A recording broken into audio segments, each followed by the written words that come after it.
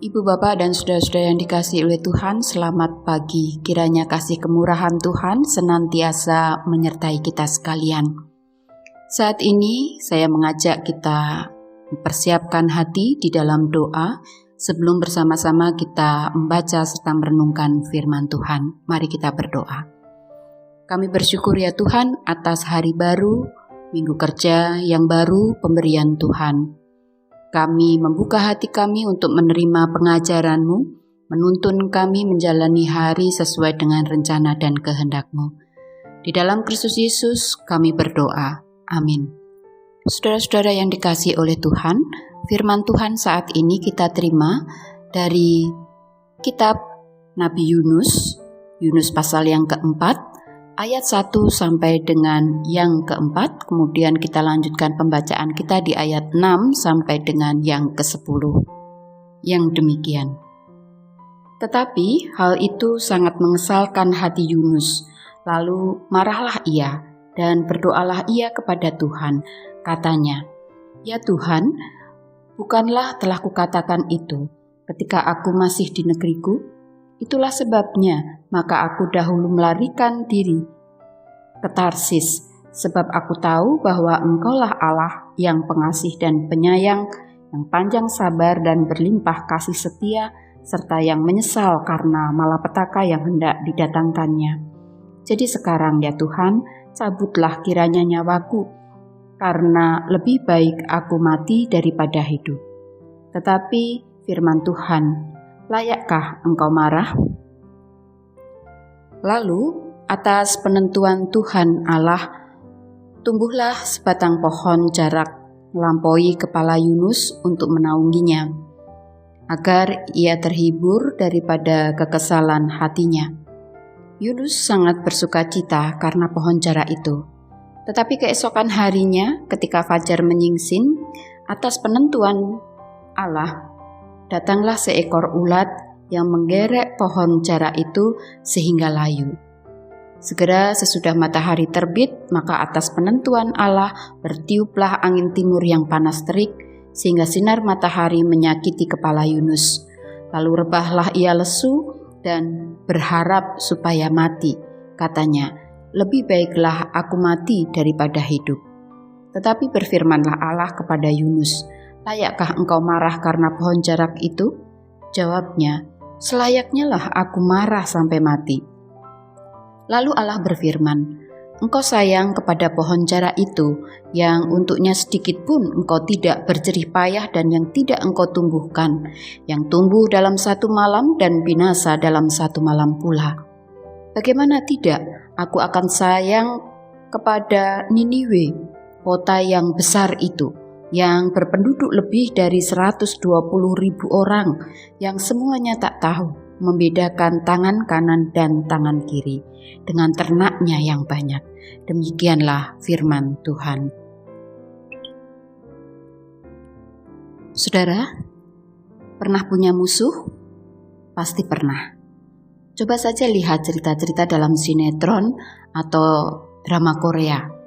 Orang yang baik pun ternyata punya musuh, atau lebih tepat dimusuhi. Karena demikianlah yang sering kita temui di dalam kehidupan. Persaingan dengan cara yang saling menjegal, saling sodok, saling menjatuhkan, saat ini tidak terjadi hanya di dunia bisnis atau politik saja, tetapi juga di dunia anak-anak, di lingkungan sekolah, di lingkungan bermain pun, anak-anak telah melihat hal semacam itu, sehingga mereka pun sudah mulai tahu tentang bermusuhan. Sekarang mari kita jujur, ketika kita merasa punya musuh atau dimusuhi, apakah kita berharap atau bahkan bisa mendoakan orang-orang tersebut? Nah saudara, dari kenyataan ini kita dapat menyimpulkan bahwa manusia yang hidup bersama-sama dengan sesamanya tidak pernah luput dari musuh atau dimusuhi. Oleh sebab itu, kita mengerti mengapa masih saja ada orang yang tidak suka dan memusuhi kita sekalipun kita sudah berusaha untuk hidup sebaik-baiknya. Sehingga jika kita ingin bisa merasa damai sejahtera adalah belajar untuk dapat mengampuni. Mengapa saya katakan belajar? Karena memang mengampuni itu adalah sesuatu yang tidak mudah. Mengampuni dengan tulus dan sepenuh hati adalah sesuatu yang harus dipelajari setiap saat. Yunus, nabi atau utusan Allah pun harus belajar tentang bagaimana mengampuni melalui pengampunan yang diberikan Tuhan Allah kepada Niniwe. Saudara-saudara yang dikasihi Tuhan, kita tentu pernah mendengar tentang Yunus, nabi Allah yang lari dari tugas panggilan Allah ketika ia dipanggil untuk memperingatkan bangsa Niniwe atas dosa-dosa mereka. Yunus lari bukan karena ia takut terhadap bangsa Niniwe, akan tetapi karena Yunus merasa tidak suka jika nanti melalui pemberitaannya bangsa Niniwe kemudian bertobat. Sebab jika bangsa Niniwe bertobat, pastilah Tuhan Allah akan menghentikan rencananya menghukum bangsa Niniwe. Dan inilah yang sebenarnya tidak diingini oleh Yunus. Karena menurutnya Tuhan Allah harus menindak tegas dan tanpa ampun kepada orang-orang durhaka. Tetapi memang Allah mempunyai rencana untuk mengajarkan tentang kebesaran dan keagungan cinta kasih Allah yang universal, yang tidak hanya diperuntukkan bagi bangsa Israel, tetapi juga bagi bangsa-bangsa lain. Saudara-saudara yang dikasihi Tuhan, Tuhan Allah mengajar tentang mengampuni yang terlebih dahulu berawal dari diampuni. Tuhan Allah berkenan mengajar hal itu kepada Yunus melalui pengalaman Yunus seperti yang dikisahkan dalam bacaan kita tadi.